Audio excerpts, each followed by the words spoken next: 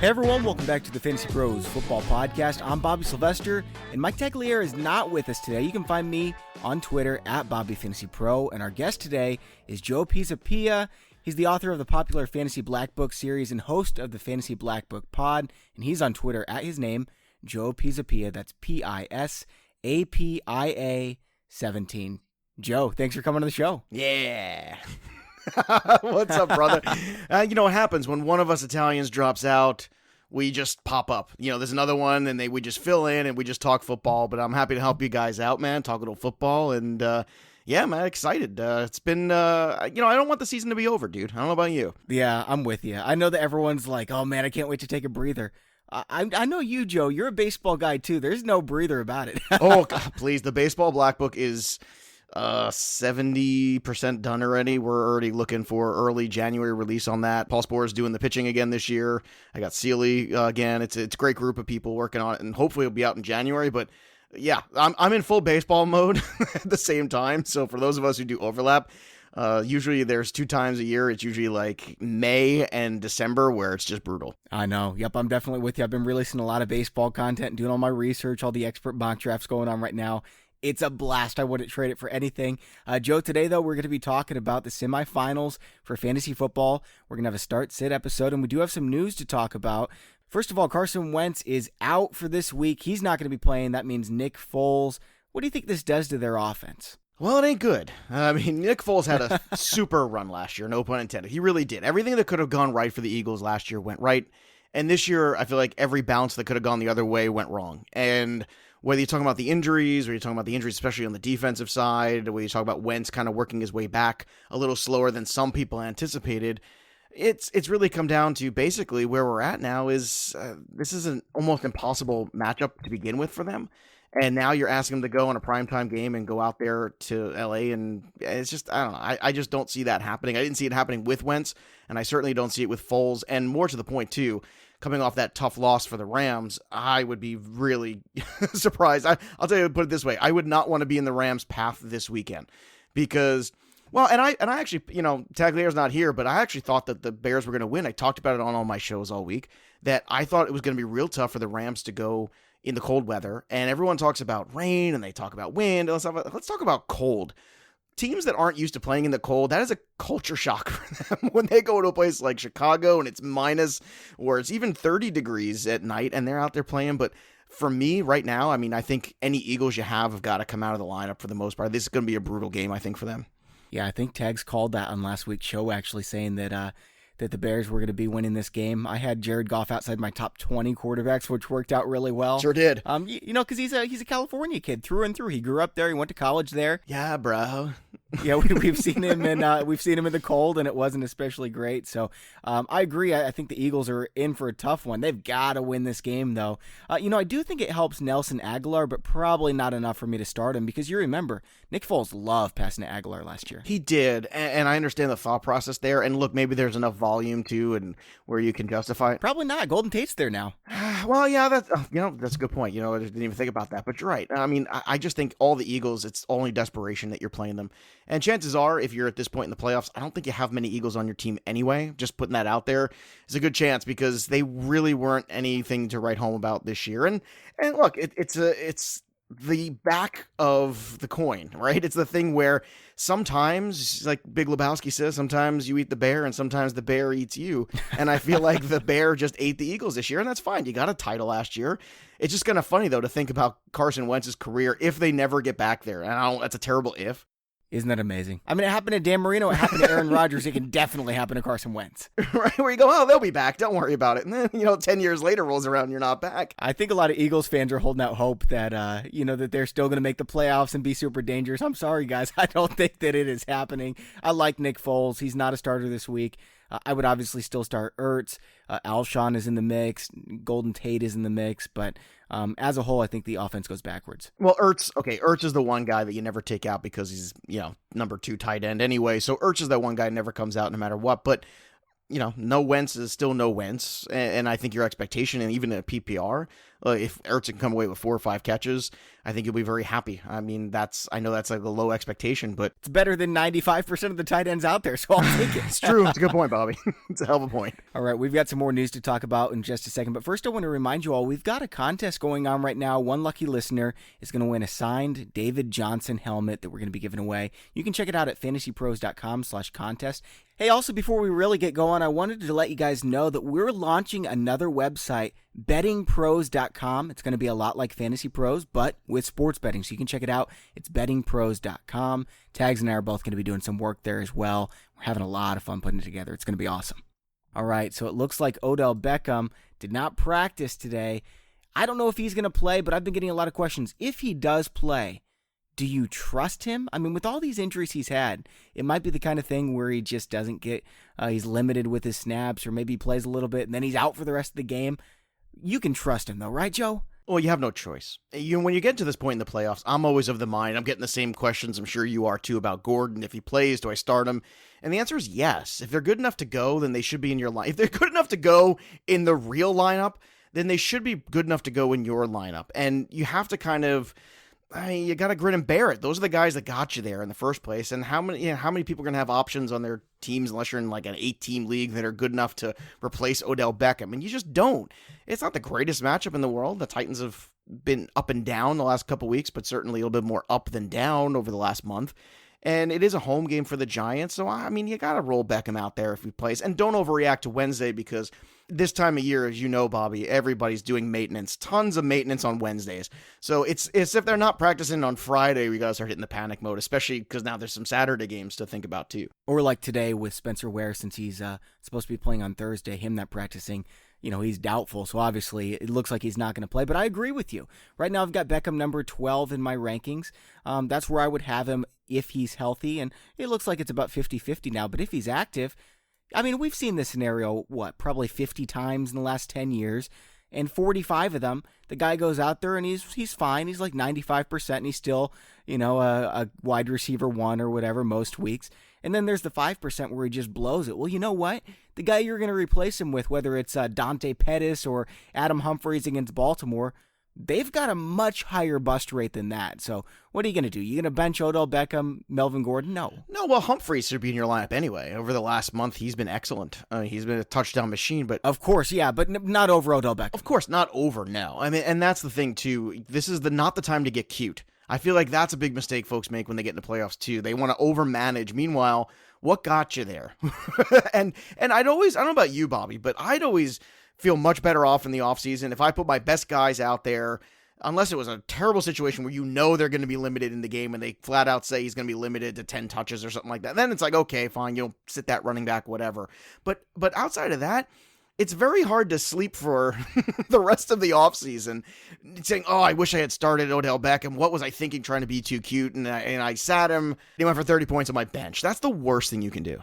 Yeah, the one league I missed the playoffs in, I missed because I did not start Amari Cooper on that big game. Well, one of his big games, and that was the difference. That's tough.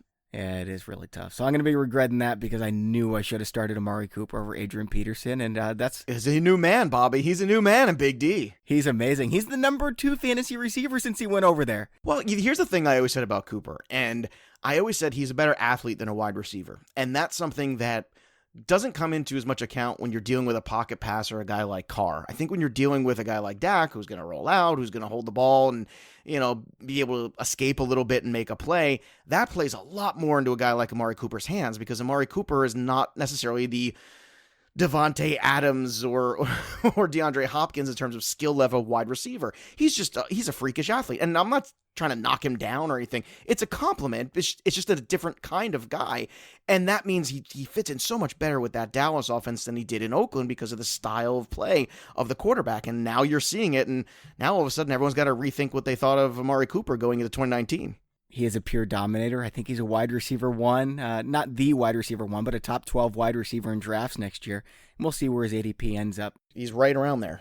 And I do want to clarify. I agree with you to an extent. I don't think this is quite what you were saying, but it's not like he's an all talent, no football player guy. I mean, he's a football player. He's just talent first. It's not like Dorial Green Beckham where he's just an absolute athletic monster and doesn't know the first thing about football. Right. It's also partially the systems he's played in too, and the quarterback play. And it's funny, everybody, was gooing themselves a couple years ago over Derek Carr. And meanwhile, that season that was so awesome for Derek Carr, he didn't even break 4,000 yards. I still like him a little bit. But he's better than some of the other bottom pieces of the league, that's for sure. But I think there was a little bit of overrating going on because Oakland had been bad for so long that they wanted something to be good. And I think they kind of overrated him a little bit and made him a little bit better than he was.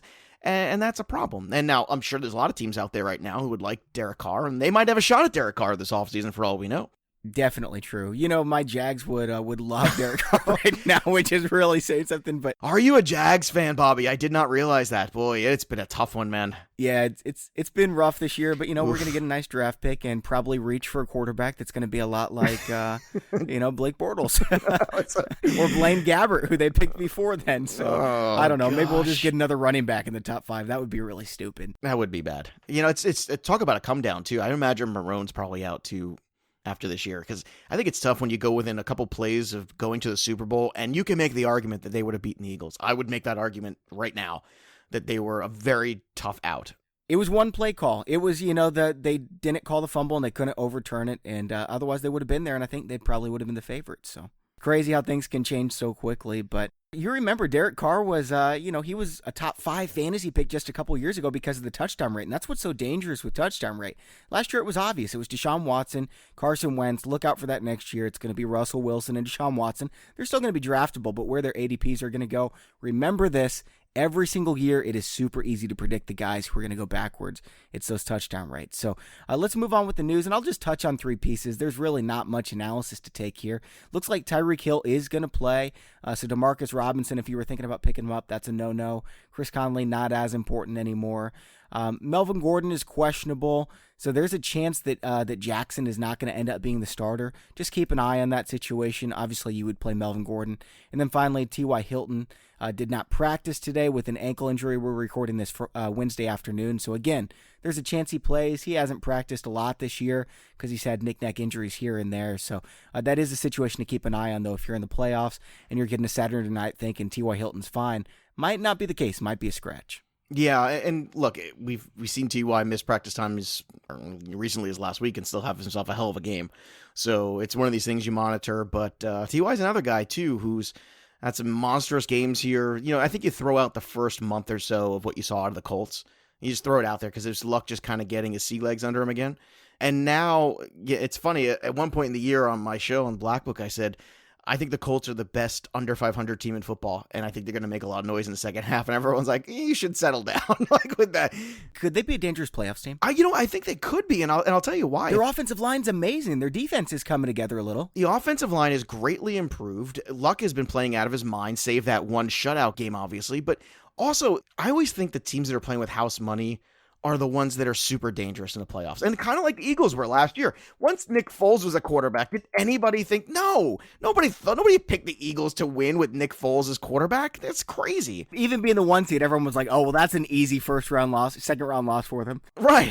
Everybody thought they'd be done, but you know what? They weren't. And if the Colts should sneak in there, and I don't know if they will, but if they do, that's definitely not a team that I want to play. And I kind of feel like, and this is a team that had no expectations either, but I also feel like the Bears are another team too that are going to be super dangerous in the playoffs because they play defense. If they have even just one home game, which right now they have one, we'll see how things break out. It's probably just going to be the one, but still, to me, that's almost an automatic advance. When you play that kind of defense and you're playing January football in Chicago, that's rough, man. And the Seahawks are a tough team too. That team does not quit. They do not quit. They do not. And that's why I kept picking them. I picked them last week against Carolina too. They're a team that just hangs in there. And that is a very dangerous thing because they just don't go away and they have zero expectations this year. I do not love their roster, but by all means, Pete Carroll's got the most out of it. He's got to be the coach of the year. You remember Andrew Luck a couple years ago? I mean, I guess it was 4 years ago now, 2014. What, the Chiefs game? 5 years ago. Yeah, that Chiefs game where they were down. He scored 35 points in the second half with 4 passing touchdowns, like 450 yards. Andrew Luck, I mean, you remember back in the day when Aaron Rodgers and Drew Brees were carrying teams to the Super Bowl. That kind of stuff can happen with a guy like Andrew Luck. It's good for the NFL too, because what happens is, heading into last season, I was making the point in the Black Book. I said, you have Breeze, you got Brady, you got Rodgers to a certain extent. You got a lot of these, the primetime quarterbacks starting to age out. And the question was, where is the next crop? And then this year we have this draft and we see Baker Mayfield having some, good games here. We see Trubisky coming along. We obviously, Goff, Wentz, and Watson, you mentioned them already. But for the NFL to have a guy like Andrew Luck also bounce back and be healthy, it's huge. They really needed a fresh young group of quarterbacks here to promote. And I think and Mahomes has been leading that charge. I was going to say, you forgot the best one. And I forgot the best one because we take him for granted now because, what is it? He's only got like 40-something touchdowns. It's only week 15, who cares? But I mean, that's a staggering thing. And I think it's great. I think it's one of the big factors in why the ratings have gone back up this year is the quarterback play has been much better than last year. Definitely agree with that. And there haven't been all the injuries because they did change the rules. And I do think that helped.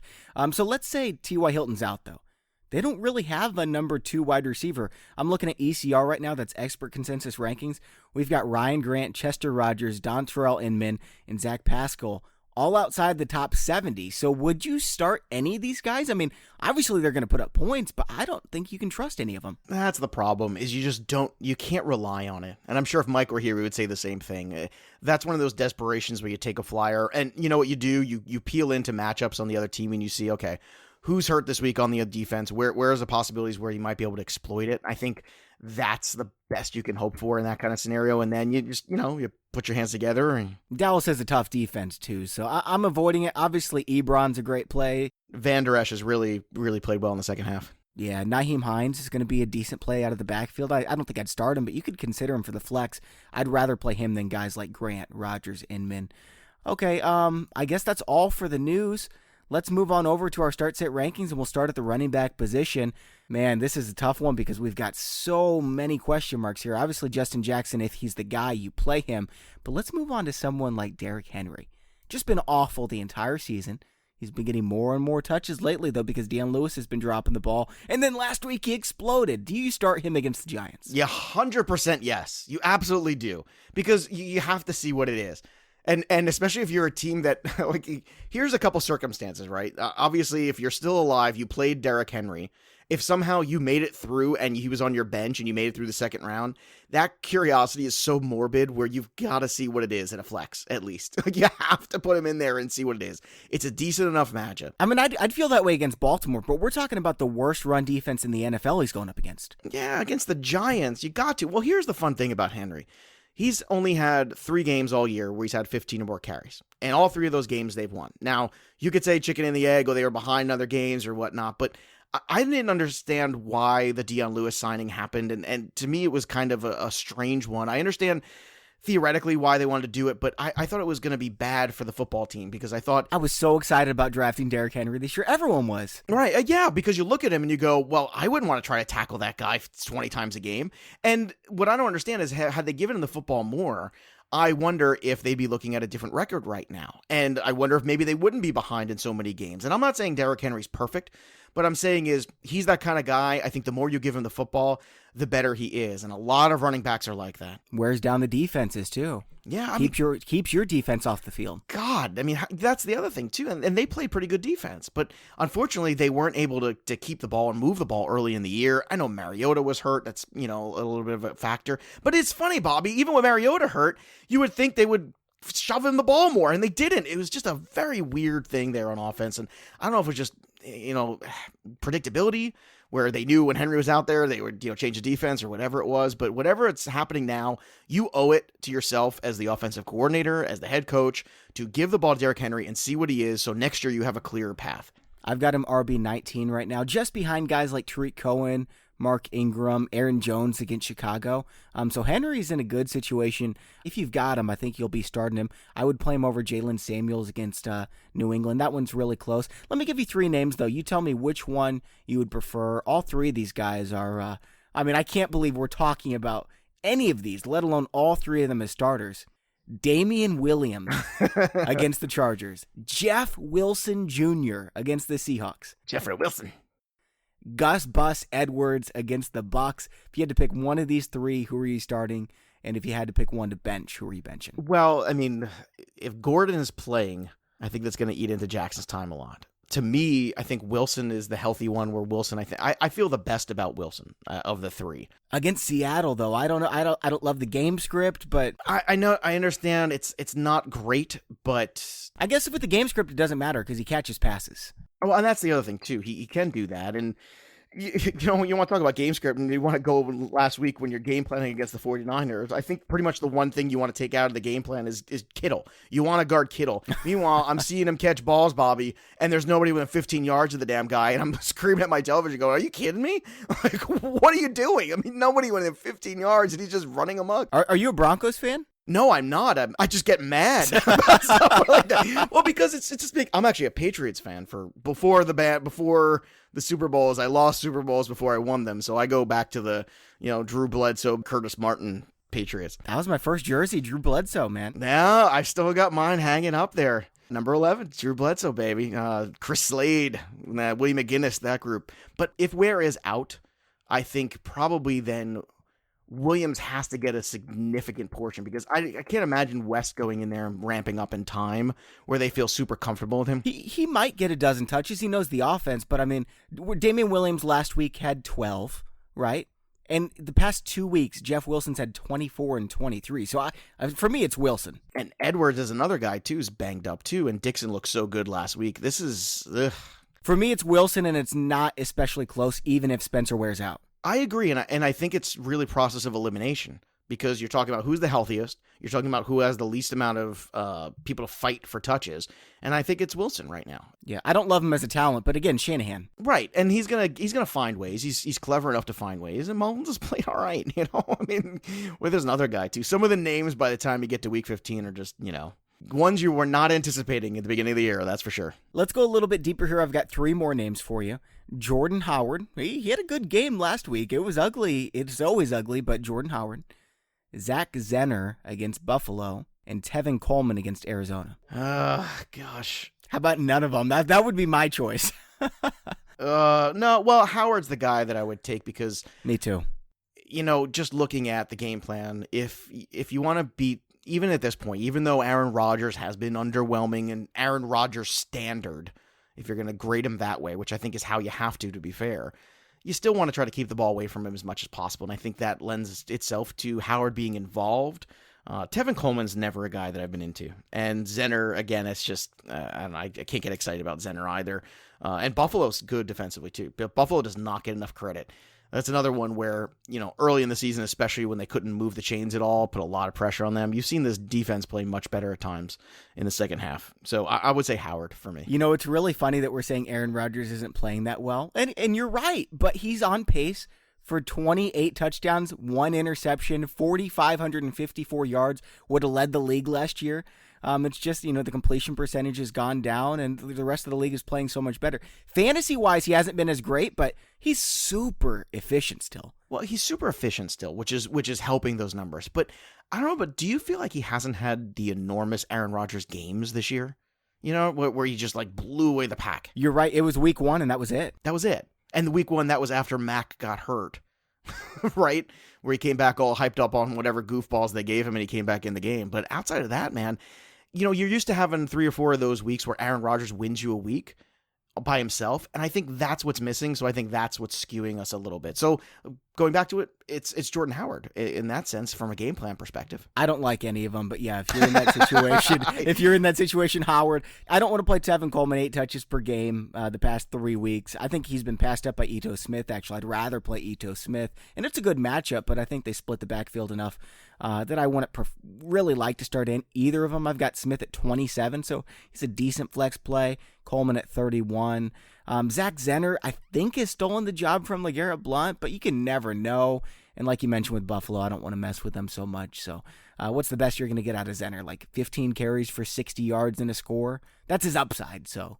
Yeah, this is real desperation. If you're playing, if you're in round 2 of the playoffs and you're playing these guys, then you're just happy to be there already. You should light a candle in church. That's what you should be doing.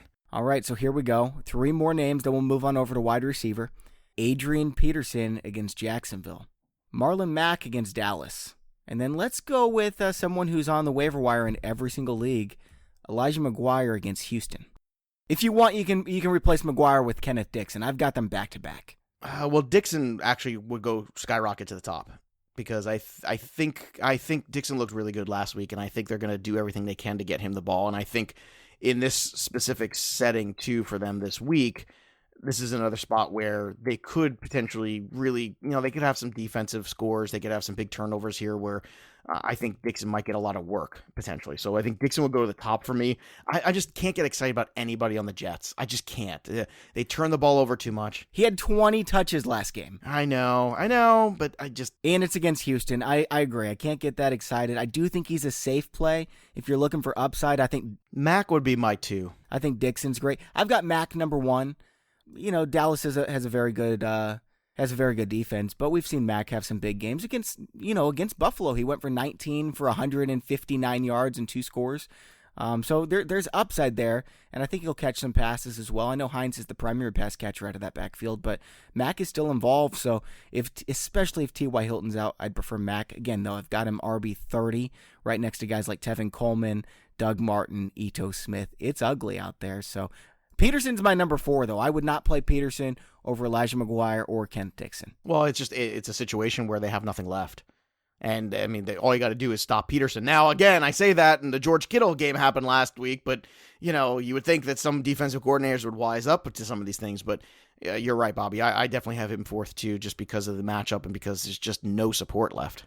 I do want to say this about Dixon before we move on. I've come up on him a little bit this week. At first, when Tags mentioned the idea, I was like, there's no way. Like, Gus Edwards is running fine. I know Kenneth Dixon's better. I don't know if the Ravens know that. He's got 9 touches in the last 2 weeks, but he's going up against Tampa. Lamar Jackson has an ankle injury, so I think they're going to run the ball even more. And I don't know. Maybe there is big-time upside here. And even without the upside, I think that he's a pretty safe play. I think he's going to get 9 touches at least again, and he'll probably take those for 50-plus yards. I think there is. I think they're going to want to run the football a lot anyway, to support. And that's the thing with Lamar Jackson playing quarterback. I think you want to keep on running that ball. And when he did have the opportunities last week, he looked very good doing it. And Edwards isn't 100%, so I think a lot of that enters into it as well. So, Joe, we were talking before the show, I think actually during the beginning of the show, about how we just don't get much sleep because we're working so hard on baseball and football going on right now. Indeed. I've got to tell you, I've got this Leesa mattress, and it doesn't matter if I sleep 5 hours, 6 hours, I wake up feeling completely rejuvenated because I'm telling you, this bed is better than like the best bed I've ever sleeping on at any kind of resort. It's like vacation every single night. Guys, a quality night's sleep helps you recover from distractions faster, prevents burnouts, make better decisions, improve your memory, and overall just make fewer mistakes. It's not marketing, it's just science. To design a better mattress, Leesa leveraged 30-plus years of experience and hundreds of hours of testing to develop the perfect mattress for all body shapes and sleeping styles. Leesa's mission is to provide a better night's sleep for everybody, and through their 110 program, they donate 1 mattress for every 10 they sell. That's more than 26,000 mattresses and counting. Leesa also strives to leave the world a better place than they found it, and it doesn't stop with mattress donations, because together with the Arbor Day Foundation, Leesa plants 1 tree for every mattress they sell, and they're committed to planting 1 million trees by 2025. Don't miss these winter savings. Get $160 off a Leesa mattress at leesa.com/fantasypros. That's LEESA.com/fantasypros. All right, Joe, moving on over to the wide receiver position, and I've had a lot of people asking me, what's going on with Curtis Samuel? Like, obviously this can't keep up, right? What do you say to them? Well, it's a tough thing here. I think that when you're talking about Samuel, it's a matter of he had a fair amount of opportunity there when Funchess was out. And then when Funchess came back, everyone was a little concerned. And then all of a sudden, the small opportunities he had, he made the most of. Now, I'm not in love with Carolina. I love CMC. I've actually 4 weeks in a row called the losing streak of Carolina, and I'm actually off of it this week. I'm not. You should have called me and told me. Well, I did a whole video about it on Fantrax. Every week I'm doing the videos, my upset special, and it's been Carolina. I said I sound like a broken record, but they're soft. they're a soft team. And they're like the antithesis of the Seattle Seahawks. They're missing Norwell. If they had Norwell right now, I think they'd be in the playoffs. They might. It's very possible. But here's that spot here with Samuel. I think it's another spot where you look at it. You go, okay, what's the matchup going to be? What's the potential? What are my other options? I think if there's a better volume option out there, you go with it. And if there isn't... He's got 19 targets in the last 2 weeks, though. I don't know. I think he stays. I think he stays, too, to be honest with you. But I understand the concern. And look, what we do know, too, is when the Saints and Panthers get together, that's a game that can be real. I mean, last year in the playoffs, that was a real gritty kind of game.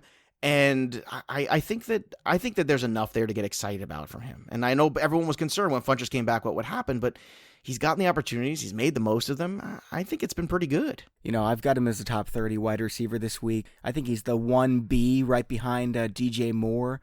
And it's going up against the Saints, so Moore's probably... And Funchess is not a thing. He never will be a thing, so anybody who's worried about it is wrong. I think he's a quality football player, but fantasy football, I agree, he's not a thing. He's a touchdown or bust guy. He might, I think he would also be better suited to a different quarterback. I think he's not the right quarterback for that guy. I think most people would be better suited with a different quarterback than Cam Newton. He is not he's gotten better. I've got to give him credit. He's been a better passer this year for sure, but his shoulder's banged up right now.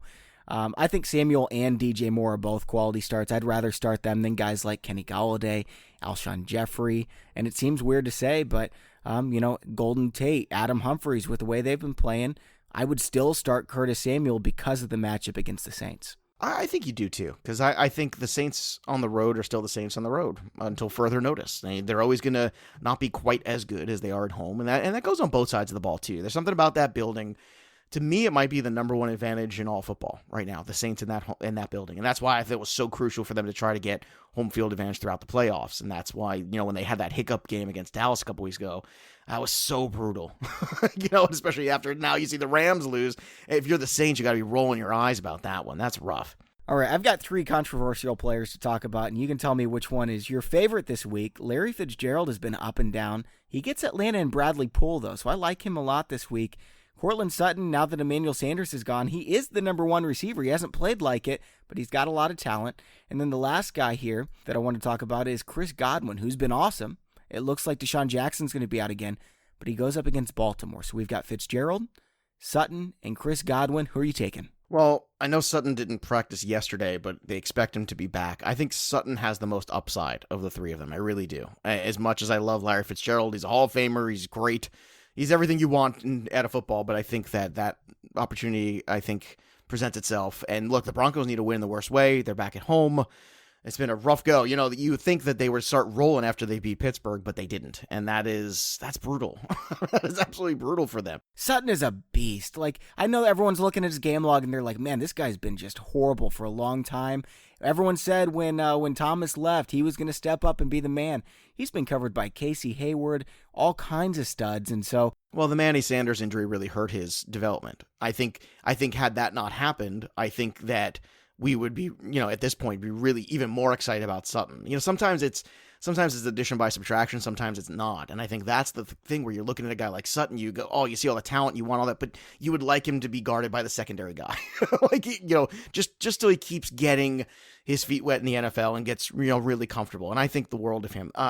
As much as that matchup is good for Fitzgerald, it's not so much the matchup that I'm worried about. I'm worried about the quarterback and his ability to get him the football. And the offensive line, because he has no chance behind that offensive line. Yeah, and I know I'm going to go with Sutton out of those 3. And they are controversial and they're all for their own way because all of them have positives and all of them have equal negatives. And the negative is the quarterback, I think, for most of it. Yeah. I think Fitzgerald is the safest. So I've got him by 1 spot over Sutton. I understand your argument for sure. I just think Bradley Poole's one of the easiest slot corners to pick on. So he is. He totally is. I just worry about them on the road. I want to say this about Sutton because I've got both of them as a start. In fact, I've got all 3 of them as a start. I've got Godwin 5 spots lower against Baltimore, but I think he's still a good play, even against Baltimore. Jameis Winston's going to get his. They're not going to run the ball. They're going to have to pass. They're going to be playing from behind. I think that Winston piles up 300-plus yards even against Baltimore. Godwin's going to be involved. I think he'll be involved in the red zone as well, so maybe he gets in the end zone. But I've got the other 2 higher. I think they're both starts. And I want to say this about Sutton, because we were hyping up Corey Davis early in the year. Man, you watch this kid play, and he's special. He's one of these guys who can dominate a game. And I think that Sutton, if he's not like that, he's very close to like that. He reminds me a lot of a young Alshon Jeffrey. He's just so agile for a big guy. He can go up and get the ball as well. But, you look at Corey Davis's game log, and he was so bad for a while, and we kept saying, he's really good. You got to keep playing him. You got to keep playing him. He's getting all these targets. I think Sutton's going to get the targets. I think he's extremely good, so you keep playing him. And like you saw with Davis, you're going to get some big games here and there. It could happen this week. I would much rather play Sutton, who has this kind of upside, than somebody like Sterling Shepard against Tennessee, who, I get it, he's probably the number 1 with Beckham likely out, but I don't think he has much upside. No, and Corey Davis, to his credit too. I mean, he hasn't whined and moaned or anything like that either. And sometimes you get these wide receivers who are young with a lot of talent, and things aren't going their way early on. They kind of have that problem. But he's basically gone the way Mariota's gone. If Mariota's been healthy, it's been good. If he hasn't been healthy, it's been bad. I mean, it's really just, unfortunately, there's not a lot of rather support there, and that's the other problem is Keenum is so underwhelming. Case Keenum has just not, he's that guy who can go out there and just do enough some games. Which is funny because you saw what he did when he had Thielen and when he had Diggs, and it was decent. It was decent enough. And you thought with Sanders and Demaryius Thomas before he got dealt that it would be okay. And I think it was a lesser version of Keenum than we saw last year. I don't know why, but just not quite as sharp. I was going to ask you about Adam Humphries, but you already covered him a little bit earlier, saying that you think you should start him against Baltimore. I agree. He's been a top 10 fantasy receiver since week 6. You play a guy like that even against one of the best defenses in the NFL. So I've got him as a low-end wide receiver 3, not as high as last week where he was like number 27 for me. But I have 3 other guys who are total question marks. Okay, Josh Reynolds, who, he had 2 good weeks, but besides that, he has not been very good. Jared Goff looked awful last week. I think it was the cold. And he's going up at home against the Eagles. And then we've got Calvin Ridley, who's been up and down all year, going up against Arizona, who's been really good at defending the pass. And then my final one, Deshaun Hamilton. Didn't do much last week. Tim Patrick outplayed him, but a lot of experts have him up in their rankings. He gets Cleveland this weekend. So again, it's Josh Reynolds, Calvin Ridley, Deshaun Hamilton. Who are you picking? Well, the first thing is, I just want to address Reynolds. As bad as or as disappointing as it's been, Philly still in the secondary is just absolutely brutal. There's nobody left, so that's one of those things where that might be a dart throw that you take and it actually ends up being better than you think. Ridley scares me because of the inconsistencies of that Atlanta team. I mean, they are maddeningly inconsistent. They can have these games where they look like gangbusters and games where they put up like 10 points and you're just shaking your head. And I don't know if it's just because of when Freeman went out and what it did to the offense, but they didn't seem to want to run the ball anyway when he was around. I don't know, man. I think this is a really tough one there. I'll tell you what, I wouldn't be shocked if Reynolds has the best game, but I can understand ranking Hamilton above these guys right now. Wow. I mean, I could see Hamilton having a decent game for sure. I think that he's probably the safest. With that said, the upside for Josh Reynolds gets me going. Like, what are they predicted for right now? 30 points against the Eagles? Anytime that you've got a number 3 wide receiver in a matchup where they're scoring 30 points, I think that you start him. I've got him in my top 30, and I know it hasn't been pretty, but, I mean, you remember Kenny Golladay had a streak of 3 horrible games in a row. This stuff happens. Like, everyone in this range is volatile. I think you're playing for the upside once you get to this point. Josh Reynolds gives you the most. I'm not gonna disagree with that. I think my concern is if this becomes a monstrous Todd Gurley game and they just sit on it. That's the thing I look at. I think there's a lot of opportunity. I think logic dictates when you're looking at the matchups that Reynolds against the Philadelphia secondary is a good one. However, that also doesn't necessarily mean that he's part of the game plan. And he is lower on the trough, whereas Hamilton, I think, by default now is a little higher on the trough because of, Lindsey's there, obviously, and now that Emmanuel Sanders is out, I think he kind of moved up the pecking order a little bit, and that's why I think I feel a little bit better about Hamilton. Ridley might be the most talented of this group easily, but the problem is you look at it, you just don't know what Atlanta Falcons team you're going to get. That's been rough, man. Yeah, and the matchup is just awful against the Cardinals. Tag shared a stat, I think it was last podcast, that they haven't allowed a QB to finish in the top 10 at the position all year. I don't know how you could start their number 3 receiver in a game like that. 2 seconds ago, I made the comment about, well, it's on the road, and I still don't love them on the road, but they did go on the road and beat the Packers too. And I'm just, I want to give them that kind of credit. They have a lot of ills still. I think making that move at OC was the right thing to do. But still, they're still a ways away. They really are. They got a lot of things to figure out still in that organization. I think I'd rather start Adam Humphries than Calvin Ridley. And, Ridley could blow up. I don't think it happens against Arizona, but we're talking about the number 3 receiver for Tampa, number 3 receiver for Atlanta. It's also the usage, the way they use Humphries is so appealing because you're right. He's averaging somewhere around 4 and 60 or 5 and 65, and he's got 1, 2, 3, 4, 5 touchdowns in his last 6 games. I mean, that's, he had 2 in that one game against Carolina, but I mean, really, it's only last week against New Orleans and then back in Washington over in week 10 where he didn't have a touchdown. Yeah. All right, let's keep moving on here. We'll go to some more desperate plays here. Yeah, this is if you didn't think those were desperate. And the funny thing is, like, I was going to say, those last guys weren't the desperate ones, Bobby. Those guys were all wide receiver threes in the expert consensus, and it just feels so desperate. Like 5 weeks ago, I could have found you 45 wide receivers I wouldn't mind playing. This week, I've got 29 of them. Anybody else is just a total crapshoot. Yeah, well, that's also the attrition of losing guys like A.J. Green and losing guys, Emmanuel Sanders out. I just mentioned him. You lose Marvin Jones. I mean, there's been a lot of guys that you've lost. And the quarterbacks, too. Like, we've got Josh Jackson starting now. Yeah. God. Oh, my goodness. It's fun. It's certainly fun, the names that come up. It is frustrating, though, too. Yeah. All right, so here's the trio. Yeah, let's end it out with these guys. We've got Chris Conley against the Chargers. He's playing Thursday night. We've got Anthony Miller against Green Bay. Trubisky's back, but he was bad last week. And then Kenny Stills, who was awesome last week, but he goes up against the Vikings. So Conley, Anthony Miller, and Kenny Stills. I'm going to take Stills. I'm going to take the number one guy. Even against Minnesota, huh? Even against Minnesota. I think Minnesota is in a bad way right now. And I understand it's on the road. I get it. But I think there's something about this team. They've had a really tough schedule. And I feel like they're just mentally a little beat up and defeated. And I think it's taking its toll on him. So I would actually go with Stills. Miami's coming off a big high. I know it sounds crazy, and I'm picking Ryan Tannehill on the road. Tannehill loves Stills, though. It's like Antonio Brown and Ben Roethlisberger way light. And that's my reasoning. And I think Stills is the reason I go that way over Miller and Conley. Miller's a fun player, but I just... he's just not quite ready. I've got Conley, and the reason why, I said earlier in the show that, man, it stinks that Tyreek Hill's going to be out because Conley's not going to get as many targets.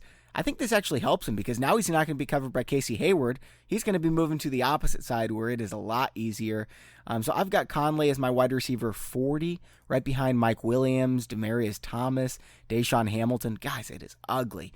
And I've got Miller and Stills 42 and 43, right next to guys like Robbie Anderson, who was just a lottery ticket, John Ross, lottery ticket, Taylor Gabriel, Traquan Smith, lottery tickets. So there's no one I like down in this range. Is there anybody else that you would consider playing that might not be on people's radar? Jamison Crowder, maybe? No, I can't get there. Not against Jacksonville. I'm not going to get there. Yeah, they're not as good against the slot as they were last year, but... It's not even that. It's just the quarterback play. It's just Crowder and Josh Jackson, yeah. Yeah, I mean, it's quarterback play, and I think that's my concern. But I'll tell you what, too, just because we're talking about Conley and it popped in my head, I would not be shocked if the Chiefs lost this game this week. And I know that sounds crazy because it's at home in a short week, but crazy things happen on Thursday Night Football. And if the Chargers have Gordon back... Division games, too. Yeah, the Chargers have Gordon back. I think this game... Last week is a game that the Chargers would have normally lost. That's like the perfect game that you always say, well, the same old Chargers, right? And they won it.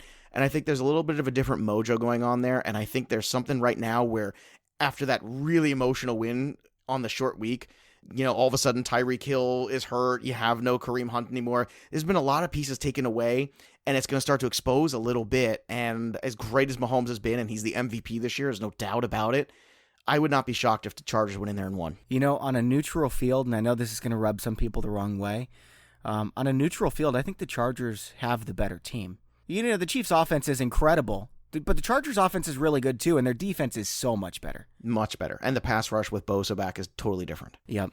So, I don't know. I can see it happening. I'm not betting on the Chiefs losing at home. I would never do that. Come on, baby. I'm upset special 4 weeks in a row, Carolina. Oh, baby. I like it. Okay. Go upset special. Chiefs lay an egg here. And wouldn't that be just the way to shock the world? I mean, you have these games where everything just looks so simple, and you're like, well, they're not going to beat the Chiefs. And then you have a Thursday night, we're all sitting there going, wow, I didn't see that coming. Yeah, that should be a fun game to watch regardless. Ware's hurt too. I mean, they've got a lot of issues right now, the Chiefs. The Chiefs won that game on fumes last week.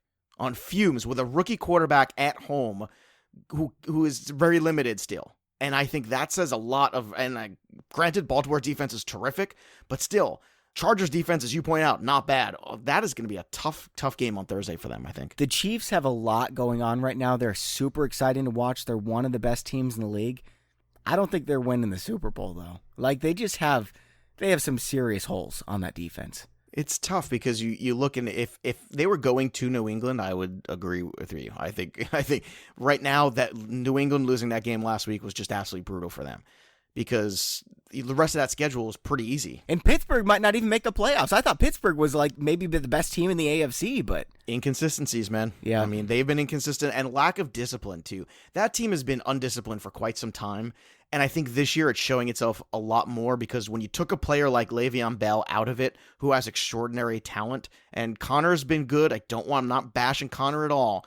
But when you take more talent off the roster, it starts to show itself a little bit. You know, it's just a little bit different. Yeah, Brown hasn't been as efficient this year either. No, and Shazier's not on the team this year either. Yeah, obviously the defense is worse. You know, that's a huge miss for them not having Shazier. So, I mean, you're taking a lot of talent sometimes can overcome inconsistencies and lack of discipline because you just make up for it on the back end.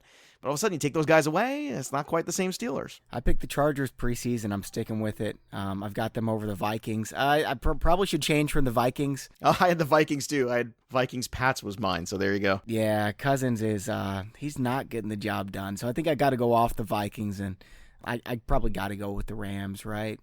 I don't know. Rams or Bears, those are the two obvious teams. Cowboys are really coming on strong, too. But they are. Either way, I've got the Chargers win the Super Bowl. I don't know if I trust the Cowboys in a big spot. You know, I just that's my thing. You know, I think they've done really well, but when you go back and look, you know, how big of a deal is it to beat the Eagles twice? Yeah. The Eagles have nobody right now. And Dak's piling up the fantasy stats, but he has not been that great. So fantasy stats can be a bit of a liar too. The defense has played better, but it's kind of tough not to see New Orleans or the Rams coming out of that NFC. I'd be very surprised. As much as I love the Bears, they're my story of the year. It's hard to tell. I can't really see that. Speaking of Dak Prescott, I've got him in my top 10 this week against Indianapolis. He has been cruising. He's been the number 4 fantasy quarterback since they traded for Amari Cooper. He goes up against Indianapolis, who Tags mentioned last week. Yeah, they've been better defensively, kind of, because they've only faced they faced no quarterbacks, really. Last week was their first real challenge.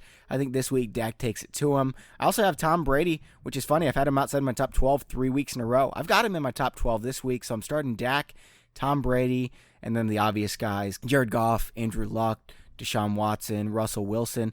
Do you have guys like Dak Prescott and Tom Brady over Cam Newton, Mitch Trubisky, Aaron Rodgers like I do? I would have Dak.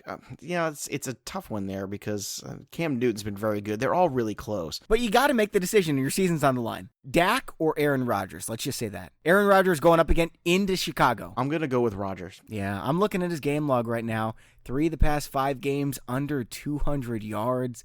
Makes me nervous. I mean, I get it, he's Aaron Rodgers, but the last time Dak Prescott was under 200 yards was before they had Amari Cooper, and that was against Jacksonville. He's been cruising. Yeah, they're all going on the road, though, too. He's also cruised against some bad secondaries, too. Yeah, you're right about that. I mean, outside of New Orleans, that's the one where I give him a little bit of credit, because New Orleans has some talent back there, but outside of that, but that's also Thanksgiving. That's another wacky, weird scenario, too. All right, Tom Brady or Mitch Trubisky against the Green Bay Packers? Tom Brady or Mitch Trubisky? I'm going to go Brady. Brady gets up for big games, especially against Pittsburgh. I've got Brady too, and Trubisky didn't run the ball as much as I had hoped last week. He ran the ball 6 times for 23 yards. That's not going to cut it. That's the reason we were starting him. He went for 110 yards passing. It's going to be Cole again this weekend, so he's not 100%. Trubisky came back because it was time, because that loss to the Giants was brutal. And I'm sure everybody was looking around going, man, if Trubisky, was 80% and could have gone, he should have gone, because that would have been the difference in the game, and it would have been. And I think that's why you saw him last week, and he's not 100% still. But, whenever you play a soft zone against Brady, he's going to pick you apart, and that's all the Steelers do. So until further notice, Brady against the Steelers. All right, this is the tough one for me. Cam Newton banged up, but he's going up against the Saints, or Lamar Jackson going up against Tampa, but he's also banged up. This is a tough one. I'm going to go with Cam Newton, though. I'm going to go a little safer, especially with the whispers of Flacco. And, God forbid Lamar Jackson fumbles a ball or throws a pick or something like that. And, there's no chance. Yeah. And is he going to run? Is he even going to run with his ankle injury? I don't know. The whole thing is, I'm not saying you couldn't start him, especially as an OP, but I'm saying if I have a choice, one quarterback spot, I'm going to play Cam Newton against the Saints. I still am. Even it's at home too. I'm going to go that route. By the way, I want to clarify, when Joe says OP, that means offensive position. It's a flex, a super flex. So when you've got 2 quarterbacks in your league, I agree. I think Lamar Jackson's is high-end QB2. I love me some super flex. Give me super flex. Can't that needs to become standard? 2 years ago, that was my giant diatribe in the Black Book for football. It's time to realize that we have the most important position in the NFL is quarterback. It's the most coveted one. It's the most productive fantasy-wise. why are we fighting over 100-point running backs towards the end of drafts or 80-point running backs when we should be looking for? Yeah, we're talking about Jeff Wilson and Gus Edwards, and nobody cares about Aaron Rodgers and Matt Ryan this week. And it gives you more opportunity to overcome injuries, too, if you have two really good quarterbacks and they can be productive. So if you've never played Superflex, then it's something I encourage you to try. I've had a lot of people convert over it last couple of years, after reading Black Book and saying, all right, we're going to give it a shot. And it makes a huge difference. And look, it's more fun because it changes philosophically what you can do out there. You're not just kind of stuck with, well, it's all these running backs and then, well, it's all this and PPR or whatever. It's a little bit of a different story. James Coe from NFL Network came on the show a couple months ago, and he said in his leagues he uses 6 points for a passing touchdown, -4 for an interception. And I use that in my leagues this year. And it makes it serious. Like, these quarterbacks are super important, and the best players in the game are the quarterbacks. So Patrick Mahomes should go number 1 overall, right? He's going in like the 3rd round next year after having a historically great season. I just think you should make the most important position in real life the most important position in fantasy. 100%. We're in agreement there. And I think the worm is turning a little bit. You're seeing it become much more popular in terms of people's awareness of it, but Superflex, I think, is something like it just makes no sense to me. Why are we starting one quarter? There's only 12 active quarterbacks in your league this week. Why? That's ridiculous. It's the most important position, and all of a sudden you got guys floating around the waiver wire who putting up 250-yard games, and you're just saying, what's the point here? All right, let's go 2 more tough ones here. We got Matt Ryan against Arizona or Kirk Cousins against Miami. Cousins right now. I'm just sour on the Vikings, and they were my Super Bowl pick, man. I'm sour. It's been a really tough road for them, but I'm going to try at home to go with Cousins. I am, and maybe I'll hate myself in the morning, but I don't know, Bobby. I hate myself already for saying it, I feel. I've got Cousins as my QB 12, ahead of Aaron Rodgers, ahead of Matt Ryan, ahead of Mitch Trubisky. I think he's a good play this week against Miami, who's, Xavier Howard's probably going to miss this game as well. That's a big deal. It is. And I would hope at home that Cousins can get on track a little bit, but I'm not holding out too much hope. All right, last quarterback one, then we'll blitz through tight end, defense, special teams, and we'll give our bold prediction of the week. Okay, so I've got 3 streamers for you. Tell me which one you're picking. Nick Foles filling in for Carson Wentz against the Rams. Derek Carr, been playing well lately. Andy goes up against Cincinnati, but it's Derek Carr. And then Josh Allen against Detroit. Can he keep getting it done? Do you want to put your season on the line in the hands of Josh Allen? I think I do, Bobby. I think I do. Oh, man. I think I do. And I'll tell you why. I mean, this was 3 straight weeks where he's averaging 100 yards rushing. I mean, I understand that that's what he needs to do in order to be productive. But he's doing it, yeah. But he's doing it. And that's the thing. That these are the same people who are moaning for the last 15 weeks about Eric Ebron. Well, all he's doing is catching touchdowns. Well, so? It counts. Yeah, that's the game. Yeah. Last time I checked, that matters. So if he's getting those opportunities, and look, Carr's the safer one by far because Cincinnati's no good either. So if you're just trying, I don't know. He's had some crummy games. He has, but I think what you do is you look at it and you say, what's the rest of my roster like? If your roster is already kind of behind a little bit, I go with Josh Allen, and I hope for the little bit of upside there with him running the football. Oh, I'd go Nick Foles. I think Foles has more upside than Allen. I don't know, man. I'm worried about him against the Rams after last week. I think the Rams are going to take it out on the Eagles this week. And it's in Los Angeles. Yeah, and I was going to say, I did say that he has more upside, but you look at Josh Allen. He's got games of 28 fantasy points, 26 and 29. That's some serious upside. It's some serious stuff, and I think the Detroit Lions, I know they've been better when they got snacks and all, but still, I don't think that they can do enough here to really stop them. And they've struggled for the most part against the run. I know they've been better lately, but I don't know, man. I would go with Josh Allen there. I think Carr is everything I have is good. I just don't want to screw up. I need some floor of points, and I put Carr in. Foles, I'm just worried about. Nick Foles is also one of these guys, and we saw it earlier in the year. Let's flash back to the first couple weeks of the season were not good. They were not good for Nick Foles. I mean, we were talking single digits. Yeah, not pretty. And how much does he have left? It wasn't 100%, but at the same time, I mean, even back in the playoffs against, the Atlanta game, I want to say?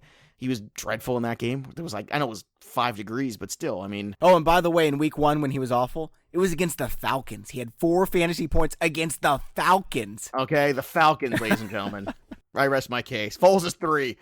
I do want to say this. I like Derek Carr the most out of these 3. Josh Allen is my number 2. I would start all three of them over Jameis Winston this week, though, against Baltimore. I love Jameis. I'm going to draft him in every league next year, but I'd rather play one of these guys. I would probably play Winston, but I understand your perspective because the turnover ratio potential, it makes a lot. I mean, there's a lot of potential for turnovers here. He runs the ball, though, too. Like, it's not like even if he turns the ball over 5 times, he's probably getting 12 points. I would play Winston over any of these guys, but I understand why you would have him ranked third. I think you can. I can't do it over Foles no matter what, but I can understand Allen for sure and Carr for sure. I can understand where you're coming from with the matchup. All right, let's go tight end here, and then we'll touch on defense, special teams. So the top 5 are obvious. Then you've got Jared Cook, David Njoku, Trey Burton, Vance McDonald. If you have them, you have to start them because there's nobody else. But once we get into this range of 11, 12, 13, 14, I'm just going to give you like 5 or 6 names, and then we'll move on pretty quick. You tell me 2 of them that you would pencil in if you had to choose. Okay, there's a lot of names here. Cameron Brate against Baltimore. Vernon Davis against the Jags. Austin Hooper against Arizona. CJ Uzama against Oakland. That's a great matchup. Evan Ingram against Tennessee. I don't know what to expect out of him. Odell Beckham might be out. Chris Herndon against Houston. Also a pretty good matchup. Kyle Rudolph faced Miami. And then Ian Thomas. A lot of people like him this week against the Saints. I've got him at the end of my list, though. I would probably... Brate for me is the first one that pops off. And it's just because of the touchdown upside of Brate. He's had a good relationship with Winston. He's the guy that I think that you look at this list and you feel the best about.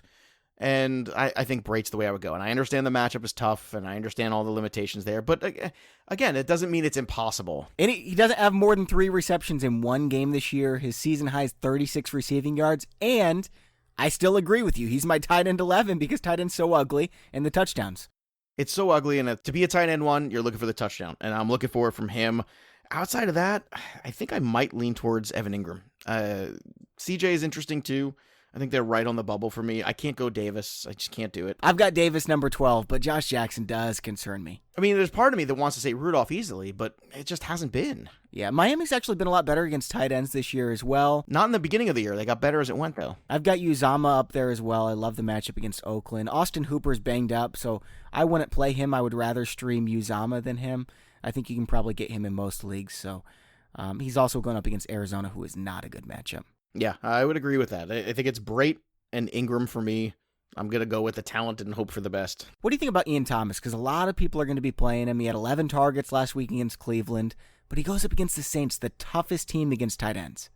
And that's my concern. It's the matchup he has, and also I think if you're game planning against the Saints, what you want to do is it's just going to be another big Christian McCaffrey show. You're going to live and die on Christian McCaffrey this year. That's who you are as an offense. That's your identity. And I think that's what you have to do if you want to beat New Orleans. And I don't, I'm not saying Thomas can't come away with a touchdown. He can't. But I think that it's really, I'm looking for how many touchdowns they can get against the Saints and how many of those are going to belong to McCaffrey and or Cam Newton. So, and that's, because that's the thing, they get near the goal line too. You can also get Cam Newton a lot, and that's calls his own number a ton. And that kind of takes the tight end out where you want him in the red zone. And that's kind of worrisome. All right, DST. We've got the Jags, who are a great play this week against the 4th-string quarterback for Washington. Houston, Minnesota, Seattle, going up against San Francisco. Those 4 are locks. I've also got Tennessee Titans as in my top 5 against the Giants. But after that, I mean, it can go any which way. What do you do with the Bears against Green Bay, the Broncos against Cleveland? Are you starting these guys, Joe?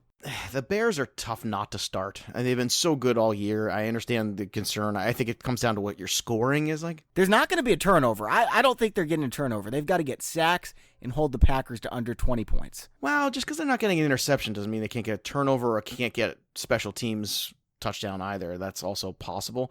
And the other one you said was Denver, right? Denver, yeah. As much as I'm very much on the bandwagon with the Cleveland Browns, they can turn the ball over. So I think if I had to choose between the Broncos and the Bears, if I really was worried about it, I think the Broncos have a little bit more upside this week.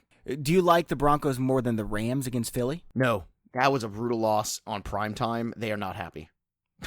This is going to be a roster with they have a lot of respect for themselves. And I think they're going to go back and they realize here in the second half, hey, we lost to the Bears and, possibility we see them in the playoffs. We lost to the New Orleans Saints, possibility we see them in the playoffs. Okay. you've got to do some soul searching here, and I think they're going to do it, and I think they're going to just pound on the Eagles this week. I agree with you on Broncos over the Bears, but there's like 5 streamers I would rather play than them. Detroit gets Buffalo. Buffalo gets Detroit. Washington gets Cody Kessler and Jacksonville's horrible offensive line. And I would even play Baltimore against Tampa ahead of the Broncos. What do you think about those ones?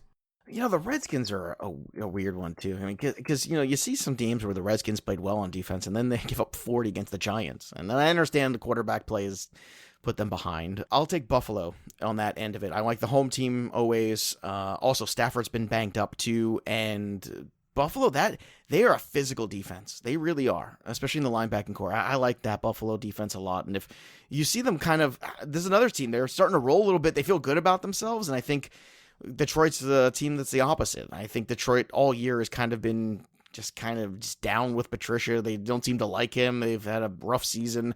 It's going to be cold. It's in Buffalo. You're end of the season. Meanwhile, Buffalo is like, yeah, Josh Allen, he's the future. Everybody's really excited now. If you're really desperate, I think the Falcons are a decent pickup against Arizona just because we know how dreadful their quarterback play and offensive line is. And the Falcons have been playing a lot better defense lately. Yeah, they have. I mean, they're just maddeningly inconsistent. But, I mean, if you were, again, in a desperate play looking to stream a defense, I can understand streaming against them, against the Arizona Cardinals there. You're at home. You hope for the best. But my problem with the Atlanta Falcons is they just don't tackle anybody. They are the worst tackling team I've seen in recent memory. It is hilarious. It's like the guys are wearing flags or something. I don't understand how they could do it. I just don't get it. All right, let's go bold prediction of the week. Who are you going with? My bold prediction of the week? I'm sticking with the Chiefs lose to the Chargers. Chargers on the road, short week, Melvin Gordon. Boom, Thunderbolts, lightning. I'm sticking with that game as well for my bold prediction. It's assuming Melvin Gordon is out. If Melvin Gordon is out, I've got Justin Jackson as a top 5 running back. I'm not ranking him there, but I definitely think it's possible. I mean, we've seen it time and time again. Zeke was out last year. Rod Smith and the other backup were just as efficient. Leonard Fournette was out. The backups were better. Le'Veon Bell was out. D'Angelo Williams was a number 2 fantasy running back, and we've seen what James Conner's done this year. I don't think the running back position is super important, and Justin Jackson's really talented as well. I think he takes it to the Kansas City Chiefs, who are not good against pass-catching running backs, and Jackson can do it all. He's going to break a big run in the open field. I think Jackson is going to help people get to the championship this week. I love him. Love it. I'm all over it. I do have him above Leonard Fournette and Dalvin Cook in my rankings for what it's worth. I was disappointed when Eckler had all those points last week. I know, because I just want to see Justin Jackson so bad. I know, and 2 weeks ago, I was all over the Justin Jackson train when everybody was on Eckler, and I said, nope, Justin Jackson. I looked like a genius, and then last week I looked like a fool. Yeah, I know. Me too. Oh, what are you doing to me, Justin Jackson? What are you doing to me? All right, Joe, that's all for today's show. Thank you so much for taking the time to come on. I know Tags really appreciate you filling in as well, and we wish you could have been here, but you're a lot of fun. I appreciate you having me. Thanks again for the short notice. Calling me up, Coach. I was ready. It's our pleasure. And thanks to the sponsor of today's show, Leesa Mattresses, where you can get $160 off your Leesa mattress at leesa.com/FantasyPros. And don't forget to enter the Fantasy Pros giveaway at FantasyPros.com/contest for your chance at a signed David Johnson helmet. Thanks for listening. Enjoy your football. I just wanted you to watch me dissolve.